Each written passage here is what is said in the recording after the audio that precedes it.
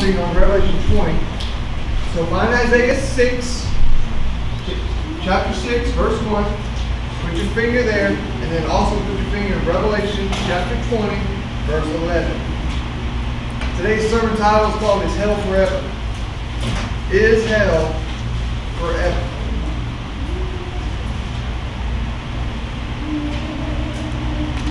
Alright, everybody got Revelation 20 and Isaiah 6? We need to wait on anybody?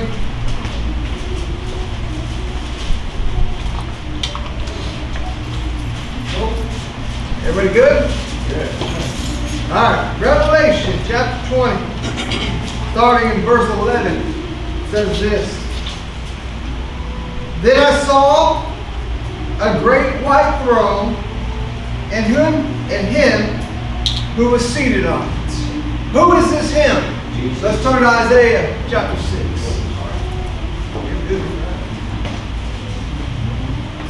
I want you to see that the same throne that is in Revelation is the same throne that is in Isaiah chapter 6. And the same person who sits in Revelation 20 is the same person who sits in Isaiah chapter 6. In chapter 6, verse 1 of Isaiah, it says, the year that King Uzziah died, I saw the Lord, Jesus, sitting upon a throne, high and lifted up, and the train of his robe filled the temple. Above him stood the seraphim. Each had 6 wings. With 2 covered his face, and with 2 he covered his feet, and with 2 he flew. And he called to one another and said, Holy, holy, holy is the Lord of hosts. The whole earth is full of his glory. Turn back to Revelation chapter 20. But now we have a vision in our minds of who is sitting upon this throne in Revelation chapter 20. We have set our minds to a scene of holy, holy, holy. Jesus, verse 11. Then I saw a great white throne, and him who was seated on it. And from his presence earth and sky fled away, and no place was found for them.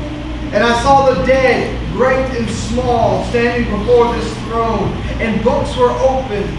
But then another book was opened, which is the book of life. And the dead were judged by what was written in the books, according to what they had done. Verse 13, and the sea gave up the dead who were in it. Death and Hades gave up the dead who were in them, and they were judged, each one of them, according to what they had done. Then death and Hades were thrown into the lake of fire, for this is the second death, the lake of fire. But if anyone's name was not found written in the book of life, he was thrown into the lake of fire. Those are some heavy verses. These are verses that are not very often preached on Sunday morning in a lot of churches. But I want to talk about this because you know what? The doctrine of hell, the doctrine of the great white throne judgment is something we need to understand. Something we need to get solid in our own hearts. And the purpose of this is when you die, which judgment will you attend? Which judgment will you be at the Bema seat or the great white throne? Will you be judged for being saved or because you were lost? And only you and the Lord can answer that this morning. I can assume, I can hope, I can think, but there's only 2 people in this room that know which judgment you will stand before, and that is you and Jesus. No one else can tell you that answer. And in today, the whole summary of today is this. Today's culture, which is full of tolerance and religious pluralism, and everybody needs to get along. The doctrine of hell, we need to understand, is necessary for Christians, but also for non-Christians, guys. The fact that I'm going to preach about hell this morning is not because I hate people, it's because I love them. It's not because I want to judge them, it's because I want to warn them of the judgment that is coming for them. And it's not my job to judge, but to let people know God will judge them. And this is about lost people this morning, so I'm asking this question. Is hell forever? Is hell forever? But before we can even ask that question, a more relevant question that we need to answer in culture is this. Is there even a hell? Did you know that in our world today, a society, that a lot of people don't even believe there is a hell? Much less that it lasts forever. There was a survey done. 70% 76% of Americans believe that heaven exists. That's pretty good. 3/4 of Americans believe that there is a heaven. 71% of Americans still believe that there is a hell exists. But check this out. So we got 76% believe in a heaven. 71% believe in a hell.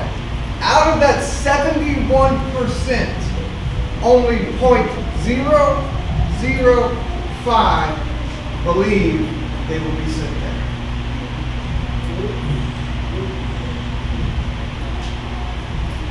So nearly 3/4 of the people in this country believe that there's probably a hell, but 0.005 believe that they will actually be sent. Basically, that means nobody, yeah, there may be a hell, but I'm not going there. Yeah, there's a hell, but God wouldn't send me there. I'm a good person. People are inherently born good. I've made some mistakes, but I'm trying to make up for them. I'm trying to live a decent life. But God wouldn't send me there. He knows my heart.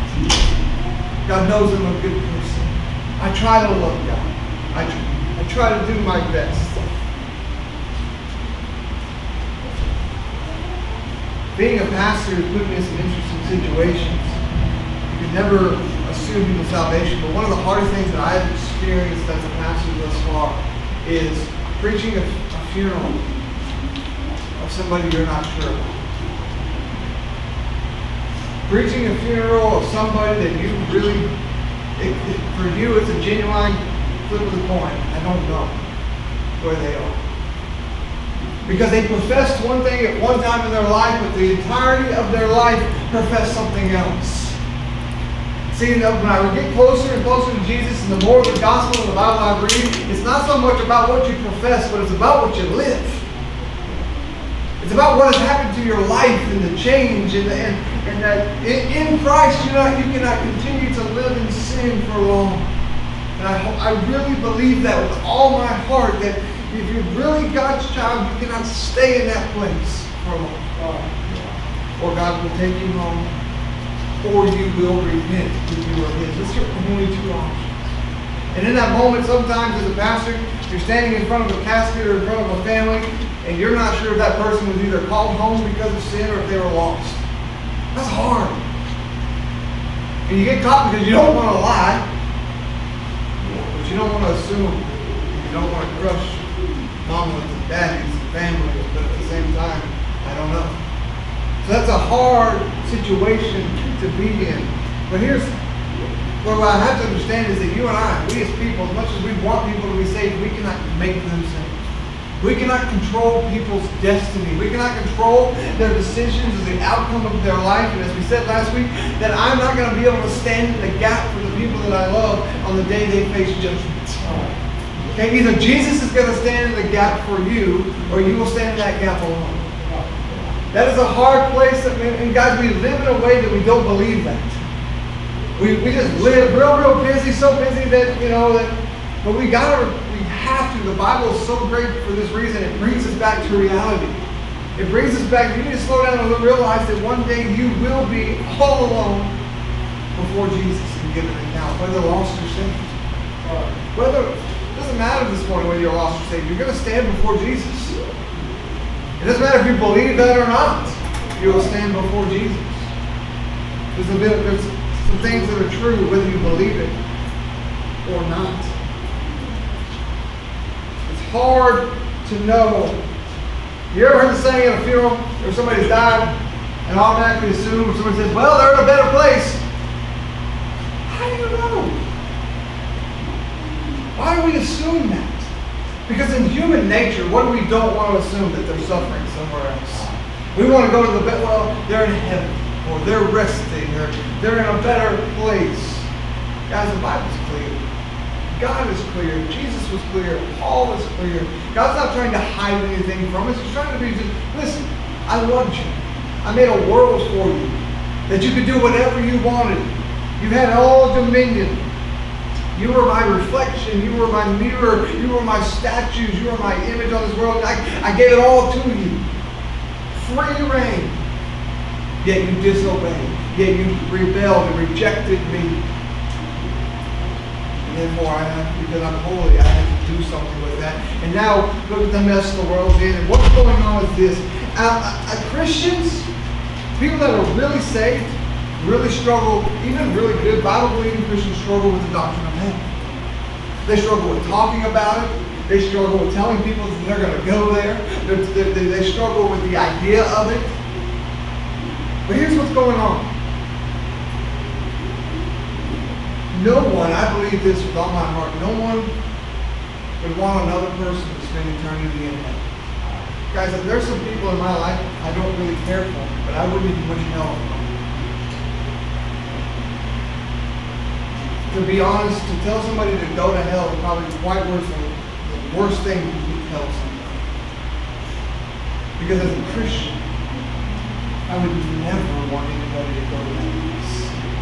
No matter how mad I am. I mean, God had the right to be really, really mad at you and I and tell us to go to hell. But instead of God saying, go to hell, he says, I'll send my son. Where do we get off getting mad at people and telling them, God said, yeah, you deserve hell, but I'll send my son. And there is this moment in time right now in a grace period that we can accept that salvation freely and say, I accept your son. Or we can freely reject Jesus Christ and one day God will say, go to hell.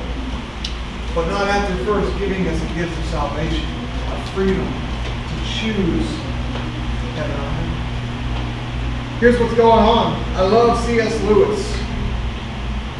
And he says this. Regardless of your theological view on hell this morning, he wishes that all people, it is possible for all people to go to heaven. And C.S. Lewis expressed it this way. It is proper to wish that all will be saved.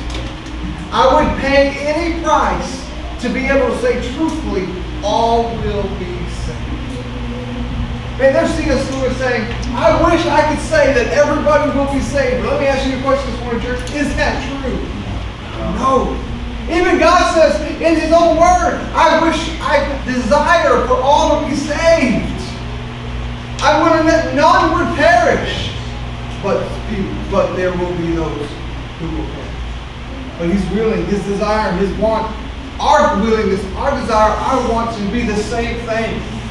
When's the last time you, me, we were broken over anybody we know that is on their way to heaven? When is the last time that stirred you in any kind of way? We're so worried about our 9 to 5, our days. You know what? Sometimes we do lose sight of eternity. We lose sight of what's going to happen when your 60, 70, 80 years are over and what happens next. And not just about you, but about the people you love. And God has saved you to be a voice, a witness, a life, a vessel, to be radiating God's glory, but to also be proclaiming there is a place you do not want to go. There is a place you need to avoid. It's been very hot in the last couple of weeks. And we've been framing in Dallas, and I was working with a guy, and we were framing. We were talking about how hot it was and all this stuff. And he said, you know what? He said, if I die, or he said, when I die, he said, if I see, I love the Spanish culture.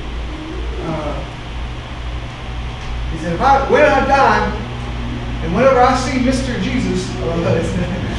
When I see Mr. Jesus, and if he tells me to go to hell, he says, I'm going to tell him I've already been there. Talking about working that week. But it made me, in that moment, I thought, this ain't me to close.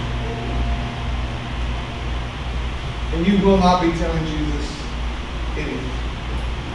He will be doing the talking at that point. Your time is now, his time will be then. So here's what we got to understand. You got to do a heart check this morning. Do you have a desire for the lost to be saved?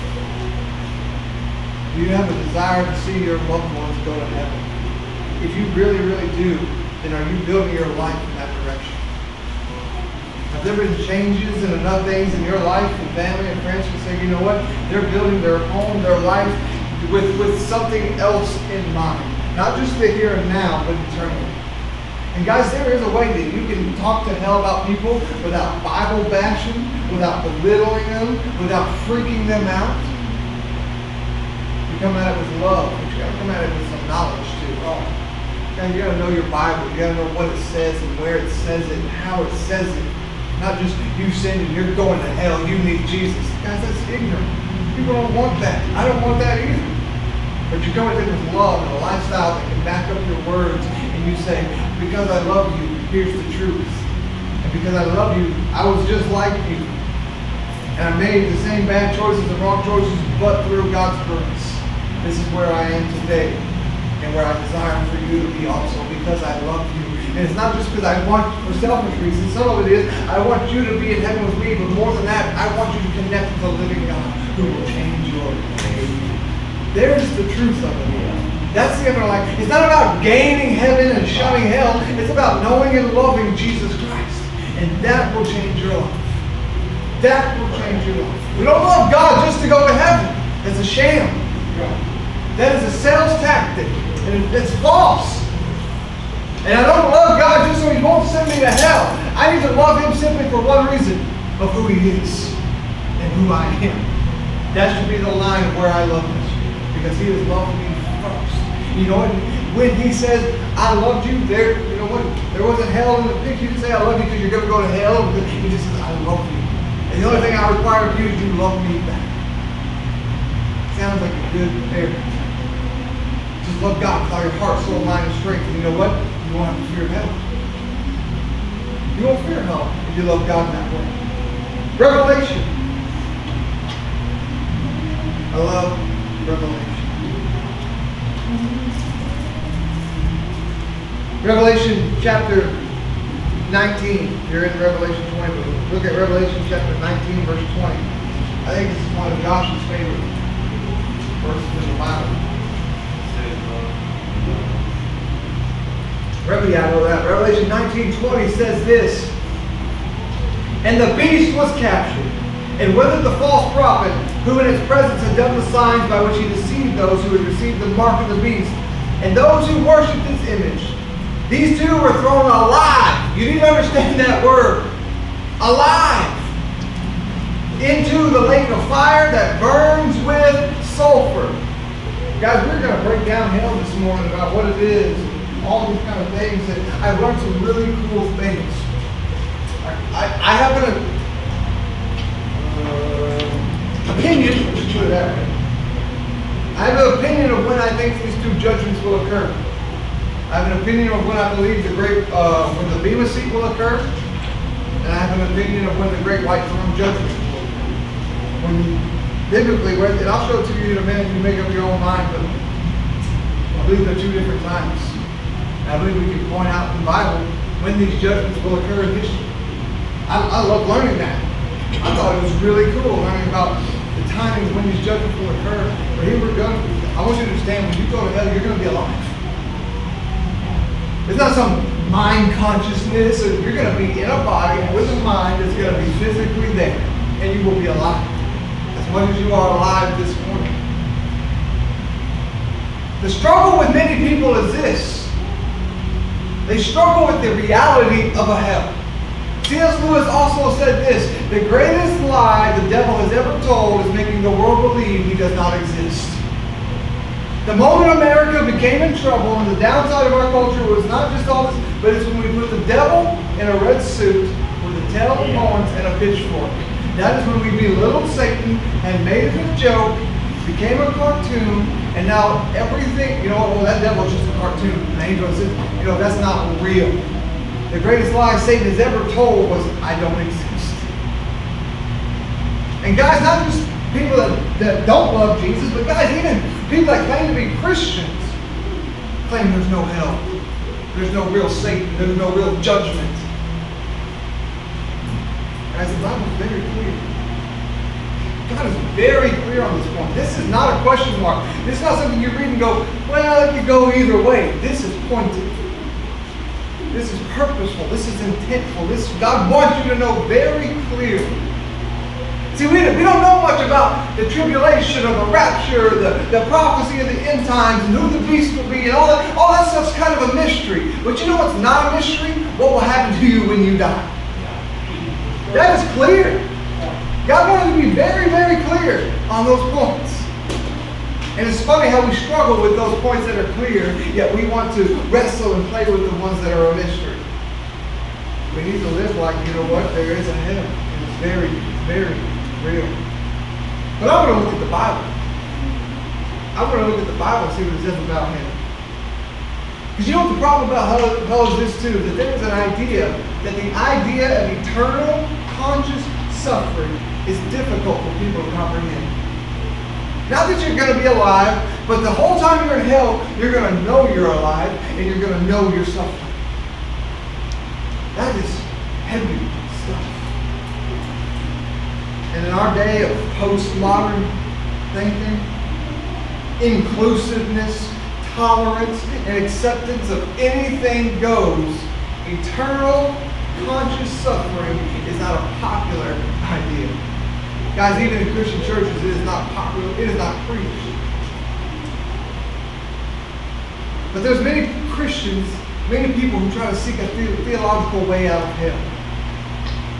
I'm going to give you two prominent views that are currently existing in our churches today, in our churches, or they claim to be churches. Two views that teach a way out of hell. Two views that are prominent today to get the way out of hell. The first one is this: universalism. Universalism. U-N-I-V-E-R-S-A-L-I-S-M. Universalism. It's a big old word, right? Sometimes we learn big words. You know what big words for big ideas. Universalism. Just get close. But here's the point. You'll know this word in a moment when I say some things. Some people want a way out of hell, so they turn to universalism. But what is that? This is what it is. This is believed and taught by these people. I don't like to name drop a lot, but sometimes you just got to call it like it is. Sometimes you got to call people out for what they claim. This is made popular by Rob Bell. Does anybody know who Rob Bell is? He's for the millennials. He's big with anybody under 35. This dude is huge with right now. I'm talking 20,000-25,000 followers weekly. Wow. And he's teaching universalism.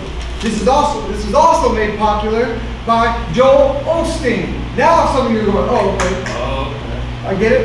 And others. The view of universalism about hell teaches this, that in the end, everyone will be given a chance and will choose to be saved and spend eternity in heaven. Universalism believes this, that you can live how you want now, but because God is so loving, and God is so good, and God does not judge our sin because He already judged it on the cross, that one of these days, and that day is when you die, you will stand before God, and God will go, well, Robert, I know how you lived, and I know you didn't really love my son, and I know you weren't clear, and I know you didn't, you went to church, but you didn't really love me, and I don't know you, but because I am good, and because I am loving, would you like to go to heaven? And of course, yes! Yeah. Guys, those names that I talked, plus many others, those are the things that they're standing in the pulpit and preaching to people. That is popular. I would love to go to a church where a man tells me I can live how I want, and the day that I die, God's going to go, none of that matters. Your choice is now. Guys, what about the verse that says, behold, today is the day of salvation. Don't wait today, because when you're dead, it's too late. But universalism, Joel Osteen, Rob Bell, they preach this idea that you can live whatever you want, believe whatever you want, think whatever you want. Because God is so good and God is so loving that He'll give you another chance. He'll give you another chance. No wonder young people are running to that. Guys, there's some days in my life I'd love to run to that. Right. You know what that appeals to? The flesh. Right. You don't have to deny self. You don't got to submit to authority. You don't have to believe in absolute truth. You can live whatever you want to and know that you know what, one of these days, all I got to do at the very end is say yes. And these guys have multi-million-dollar churches and book deals and contracts and getting in trouble. Here's the thing, universalism is a lie. And any pastor, preacher, any church you go to that preaches that is somebody you do not need to listen to or sit under. I don't care how they make good, they make you feel. I don't know how inspirational they are. If they preach theology like this, you need to stay away from them. The second view that is taught today of a way out of hell without using the Bible is annihilation. I know those are big words, but this culture has set it up this way. Annihilation. A-N-N-I-H-I-L-A-T-I-O-N.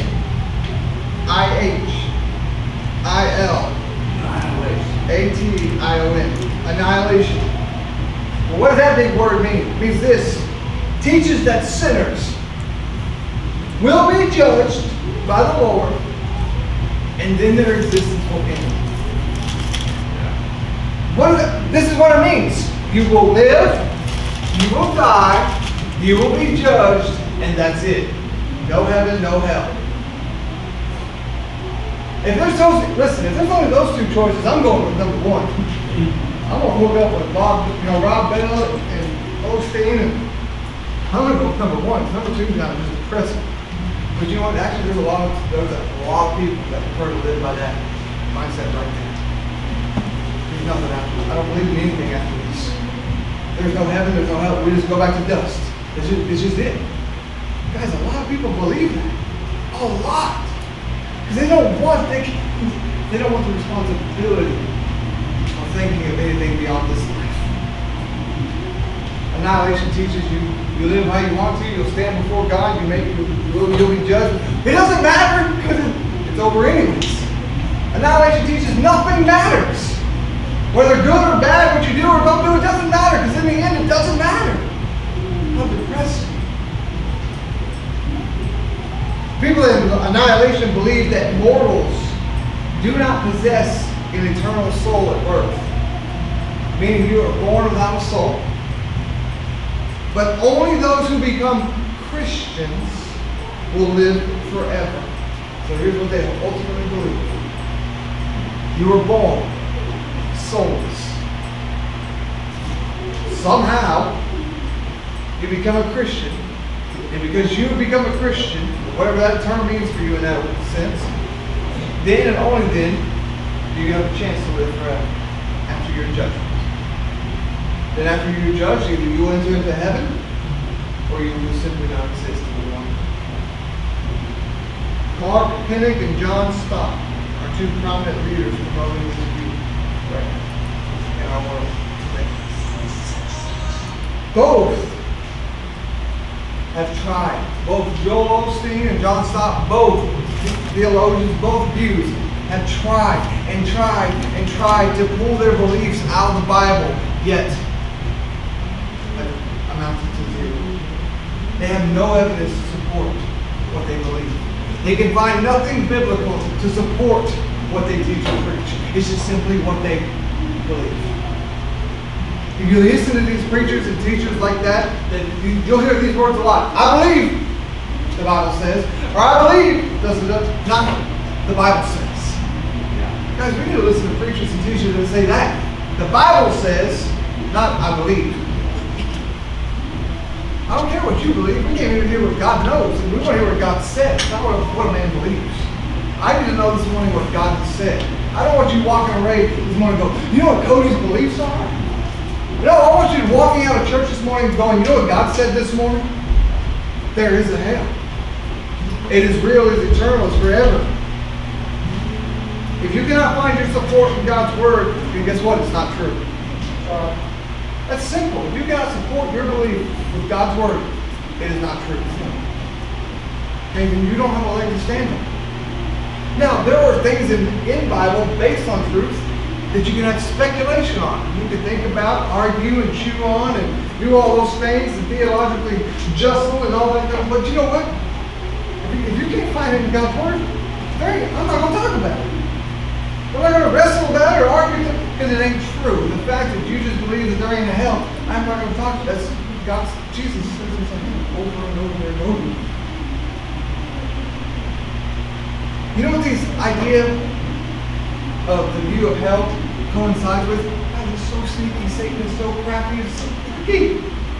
There was a man named Matthew Vines who is a strong supporter and advocate of no hell. But you know he's also a strong advocate for?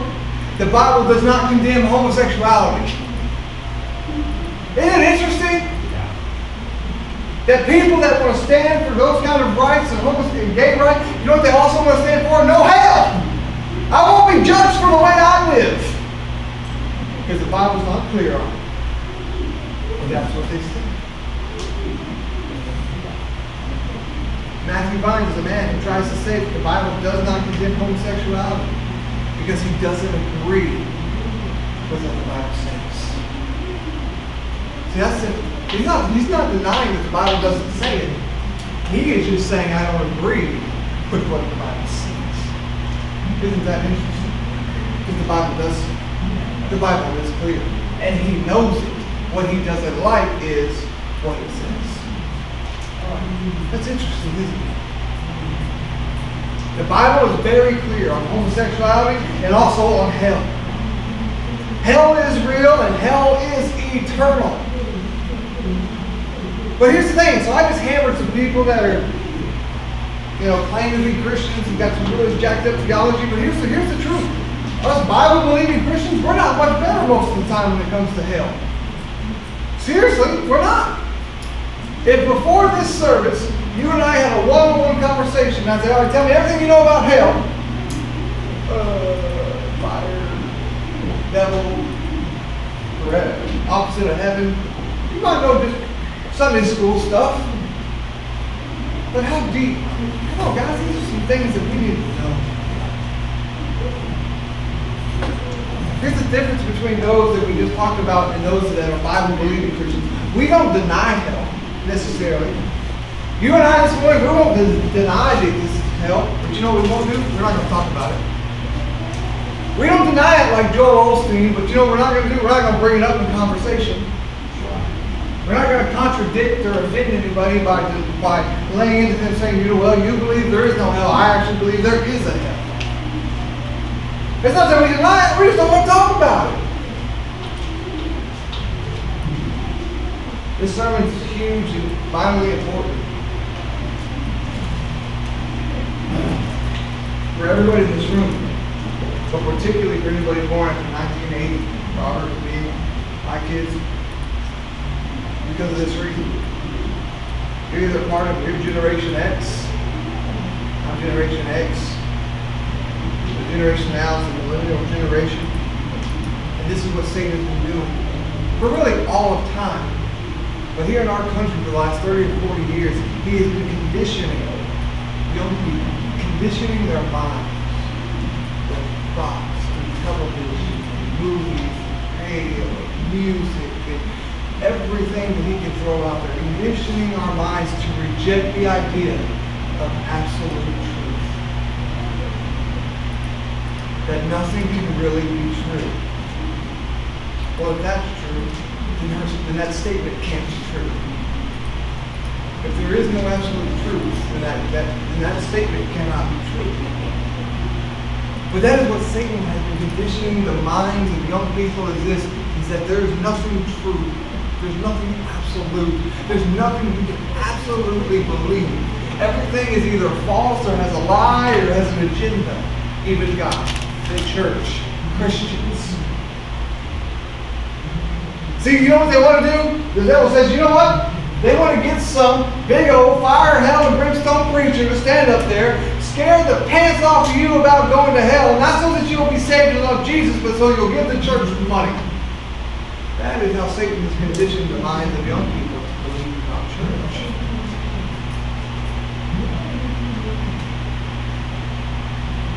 This morning I want you to walk away knowing about hell from the biblical viewpoint. Not mine, but I want you to know from God's mind, God's word, God's viewpoint, what he has said about hell. And I need you to understand why judgment is necessary, loving and vital to your eternal happiness. So I'm going to give you quickly 5 reasons why I believe, why the Bible teaches we are bothered by hell. 5 reasons why we are bothered by hell. 5 reasons why people are bothered by the idea of hell. Here we go. Why are we bothered by hell? Number 1, because of compassion for other human beings. We are compassionate. Hell bothers us because of our compassion for other people. What do you mean? We have a sense of justice, but we struggle with the need for eternal judgments. We struggle with hell because we want justice to be quick, but we struggle with the idea of justice being forever. Number 2, we're bothered by hell. Number 2, because the idea of eternal conscious suffering seems to be unworthy of God's character of love and mercy.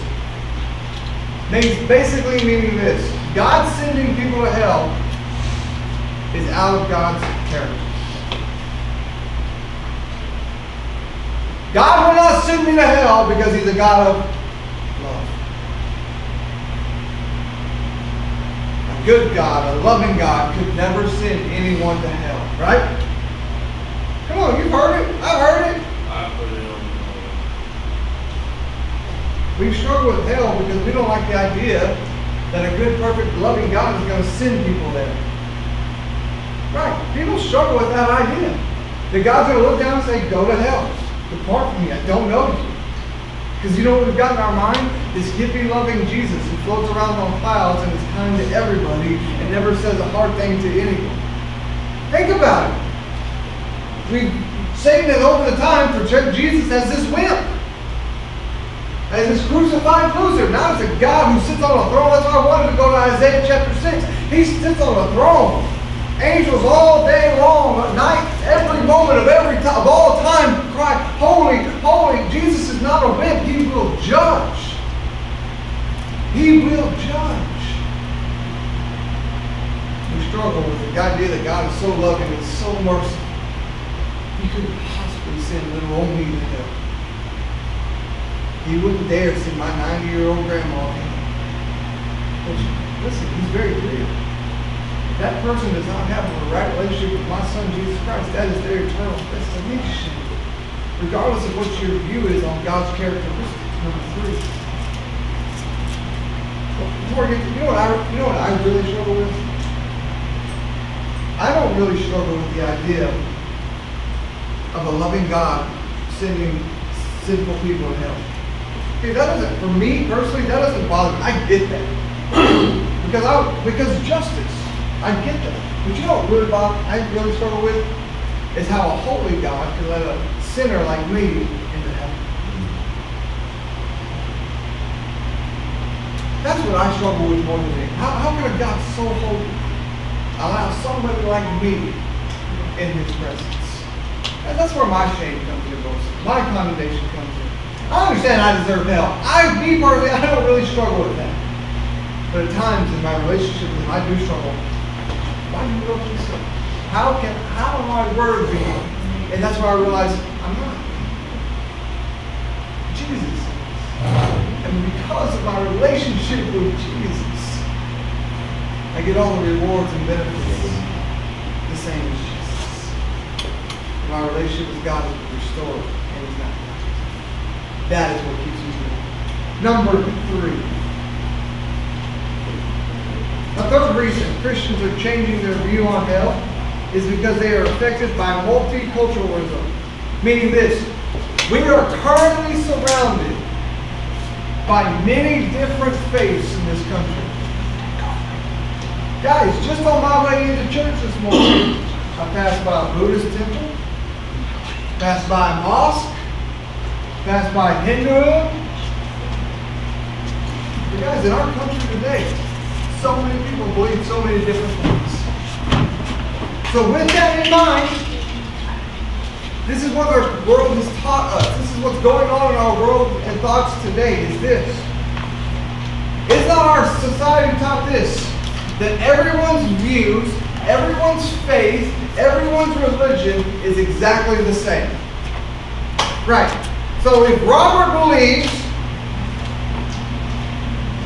in pantheism, if Robert believes that there's many gods and he's one with the universe and that him and the trees are family and that's the way he's going to go to heaven, is no different than my belief that Jesus died on the cross for my sins and there's only one way to, you know what? Our beliefs are equal.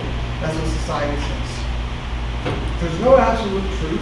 This book is not elevated to absolute truth, so therefore anything I believe is equal to anything anybody else believes. That's what's taught today in our schools. That's what's taught today in our colleges. That's what's sadly, scarily taught in our churches. Church, you gotta wake up. We gotta realize that just because you believe something doesn't make it true. Guys, just because I believe in God doesn't make it true. God is true. He stands on his own. God is absolute all by himself. That is why I love, he is so wise when he told Moses came, well, who do I say sent me? You just tell him I am. I don't need to explain to you who I am. I stand all by myself. My word is my word, and I am who I am regardless of who you are or what you believe. That is how awesome God's statement was to Moses. I am who I am. And if you want to challenge that, come on. That is what's going on there. That is how big God is. And then he answers Moses 8,500 years later in a little town of Bethlehem. And he says, I am that I am. Emmanuel. And you shall call his name Jesus. Doesn't matter what we believe. God is absolute all by himself. He does not need us to believe in him. That is why James 2:19 is not just something you toss out in invitation, but it is truth. The demons, the most evil, the most wretched, the most wicked, the things that we cannot see, know who God is. They don't believe in God, they know him. They stood in his presence. They at one point in time worshipped him. Saw him face to face, watched him create and to be and to do, and they rebelled and rejected. It's not about believing in God. Demons do more than that. Demons do more than believe in God. And guess what? They're not going to heaven. Demons are not going to heaven. And just because you believe in God does not mean you're going to heaven. I like this sermon. Number 4. Fourth reason why we're bothered by hell is because many Christians are theologically ignorant of the doctrines of God's character and of the doctrines of salvation.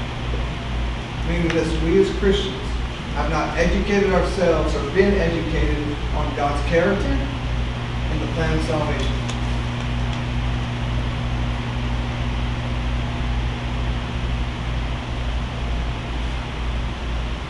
If we understood this biblically, we'd understand the need for judgment. We'd understand the need for hell. But guys, if we're honest Christians here this morning, most of us do not study God's Word as it deserves, as it should be. And we are so confused about who God is. Yeah, we're saved. But God's like some distant cousin or uncle or relative that we barely know. Number 5. The 5th reason we're kind of bothered by hell is because we are embarrassed.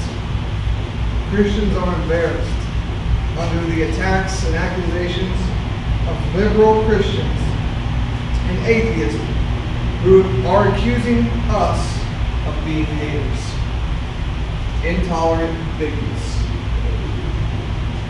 If we do not believe like they believe, we're the ones that are intolerant. How does that even make sense?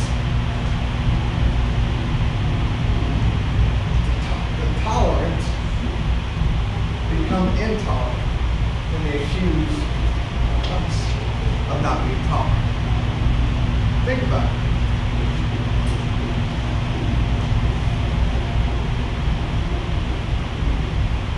There was an interview Larry King Live gave a few years back. And Larry King in his interview was interviewing Joel Osteen. I apologize, I did not sign up to attack this man all morning, but it's just in this theology he's weak. In typical fashion, Larry King asked Joel Osteen whether or not he believed that only Christians would go to heaven and the rest of the people would go to hell. And in this interview, you can watch it, you can see Osteen squirm in his seat. You can visibly see on his face the discomfort the question had brought to him. And he did not want to appear out of step with culture. So, instead of giving a clear presentation of the gospel on a national stage, seen by millions of people, Joel Osteen wiggled his way out of answering King's question and basically said this, that everyone is nice and that it wasn't up to him to suggest that anyone might go to hell. So here is a pastor of one of the largest churches, Christian churches, in our country, in the nation, is point blank asked face to face in an interview, you're a pastor, you believe the Bible, you preach every week, what is it? Who's going to heaven and who's going to hell? And Joel Osteen says, I can't tell you that. Well, you know what that means? He ain't been reading the book. Either that, he's not reading it, or number two, he don't believe it. You only rest in one of two places. Either you don't know it or you don't believe it. There's no in between. You know what? Psalms 108 says, it is better to fear God than man. But you know what? We want to jump on Joel Osteen on a national stage. And imagine, that's a lot of pressure in that moment. You know what? We most of the time, we bow to the pressure at our jobs, at our schools, around our friends, in front of our family, where the pressure really is pretty low. But we want to jump on the guy who couldn't proclaim the gospel to millions. We struggle proclaiming the gospel to one person on a daily basis. So quit pointing your fingers at one and do a little self-examination and says, when's the last time I, out of love, shared the gospel with anybody? Because I believe this with all my heart that when they die, this is where they'll be unless they accept the truth of the gospel. It doesn't matter, man, woman, boy, this should be on your heart and mind.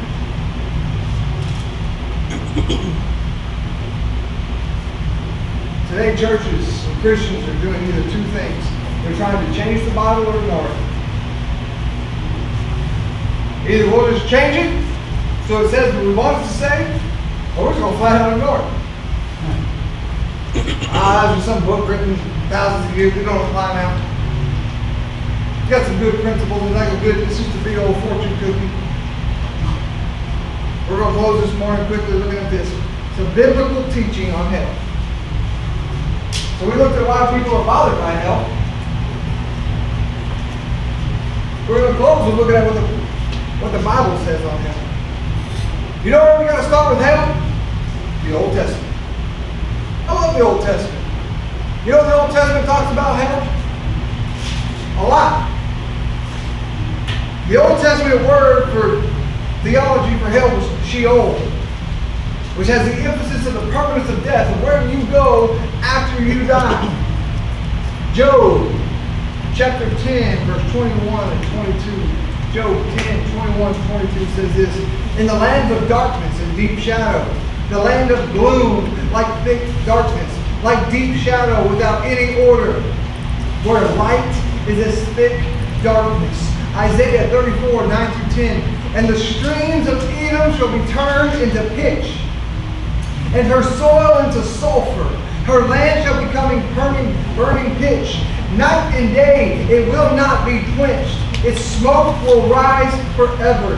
From generation to generation it shall lie waste. None shall pass through it forever and ever. And that's quoted again in Revelation 14:10. Isaiah 66:15-16 says, "For their worm shall not die, nor their fire ever be quenched." The valley mentioned in Isaiah 66 is the valley of Hinnom, where Judah made child sacrifices to Molech. In 2 Kings and Jeremiah 7. And you ever notice that Isaiah has 66 chapters in it? How many books of the Bible are there? Isaiah is a little, it's almost like a little Bible in the Bible. So Isaiah 66 is the last chapter in this little Bible. And you know what the last chapter of Isaiah is doing? It's presenting the coming of the Messiah. So the end of Isaiah is prophesying, presenting the first coming of Jesus. The last book of our Bible is what? Revelation. And it presents what? The second coming of Jesus. Now check this out. Isaiah 66:10-14, they contain the blessings promised to Israel. So in Isaiah 66:10-14, you get the blessings of Israel. But in Isaiah 66:15-16, contains judgment on God's enemies. And Isaiah chapter 66:10-16 is quoted by Jesus himself in Mark 9:47-48. And Jesus says this, "And if your eye causes you to sin, pluck it out. For it is better for you to enter the kingdom of God with one eye than to have two eyes, and to be thrown into where?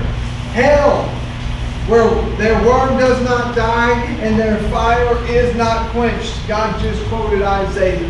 Jesus just quoted Isaiah. And he actually used the word hell. But my favorite, turn to Daniel chapter 12. Turn to Daniel chapter 12. After Ezekiel,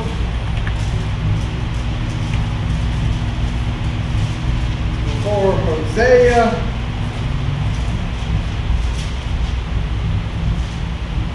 Daniel chapter 12 is probably the clearest view of hell in the Old Testament. Daniel chapter 12. Everybody ready? Here it says this. This is my favorite part. "And many of those who sleep in the dust of the earth shall awake, some to everlasting life, and some to shame and everlasting contempt." Daniel says in that day some will be awoken, rose back up, resurrected to eternal life, and then there will be those who will be resurrected to eternal death. Woo! Now this is where it gets really cool. This verse in Daniel chapter 12 emphasizes a physical resurrection for both the righteous or the saved and the wicked or the lost.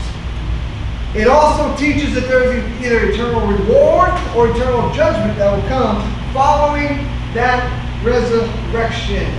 So, let me ask you this question. The Bema, the judgment seat of Christ, when do you think that judgment will occur? Anybody have any idea?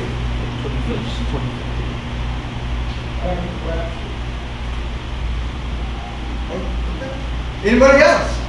Have you ever thought about it? What do you know, this should be important to you if you're a Christian. This will be the day you're judged. Don't you want to know that?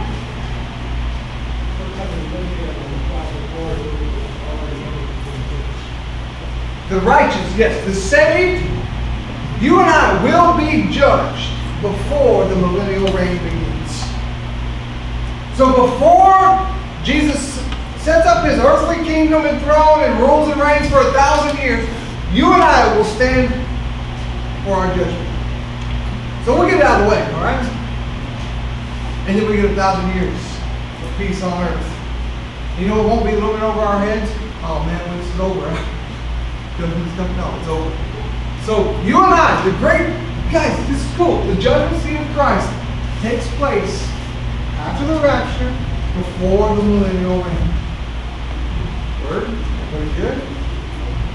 So that being said, when will this judgment take place? When does the great white throne judgment take place? Anybody know? After the millennial reign. After the 1,000-year reign. So check it out. So turn to Revelation chapter 20. Go back to Revelation 20. Go to keep your finger there. Right, the sound of the Bible.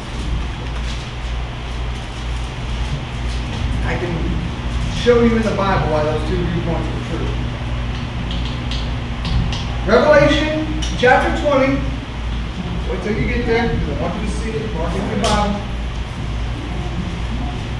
21. Revelation 20, let's start in verse 4. Then I saw thrones, and seated on them were those to whom the authority to judge was committed. Now, real quick, who are those judges? Who's sitting on those little thrones? Any idea? Huh? The 12 disciples. You got to study the rest of the Revelation and Daniel to get that, but the 12 disciples. That's why they were arguing. Jesus, in your kingdom, can I sit on the right? Can I sit on the left? Because they're going to be sitting on their own little thrones, just like they're going to be sitting over the jobs.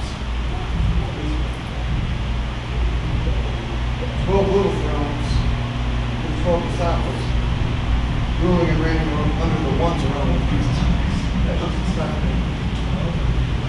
Then I saw thrones, and seated on them were those to whom the authority to judge was committed. Also I saw the souls of those who had been beheaded for the testimony of Jesus and for the word of God, and those who had not worshipped the beast or its image, and had not received its mark on their foreheads or their hands. They came to life and reigned with Christ for 1,000 years. So guys, the judgment seat of Christ happens before the millennial reign. After the tribulation, before the millennial reign. Now with me? So after the 7 years of tribulation, that's our judgment. Christians will be judged. And then we'll enter into the millennial reign. Then, that includes all the Christians that were killed during the tribulation, because there will be people saved in the tribulation. And they will be killed and beheaded and murdered and martyred, but they will rise up. And in that moment, they will be judged as well. And then we will usher into the 1,000-year reign with Jesus Christ. And Satan will be bound for 1,000 years. And there will be peace. You're supposed to, people say you can play with snakes. I ain't going to do it, but I heard you could. I ain't going to try. But the lion will lay down with the lamb. There will be peace like we've never seen on this world as it is now. Just like now. You fly in the airport, you know what's cool? We're going to live that long here. Cool, huh? Think of all the technology we can do in 1,000 years in a perfect environment. Oh, wow. The places we can go. The things we can see. We're already trying to send things to Mars. Think about what we can do in 1,000 years in a perfect world. It's going to be awesome. It's bigger than what your little mind has ever left. Well, we're just going to sit around all day on the earth and do nothing. No, God said, I made a humongous universe. He said, I made all of creation. You know what he said? He didn't just stop at earth. He said, go see it. Go see my creation. Go see what I've made. We're going to get to see things we never sat down and really wanted. I was crap. I don't get rid of it. I'm just going to sit around church all day. That's not true. It's huge. It's glorious. You can grab, call, text, phone, email, a few of your buddies, however it's going to say, hey man, let's go, whatever. And there's no sin. Now there's going to be a time, we're going to get this later, where all hell's going to break loose. There's going to be one last battle. Satan's going to be released. There's going to be some men overcharged, some nations that are going to reject. You know what's crazy? These people are going to see Jesus physically.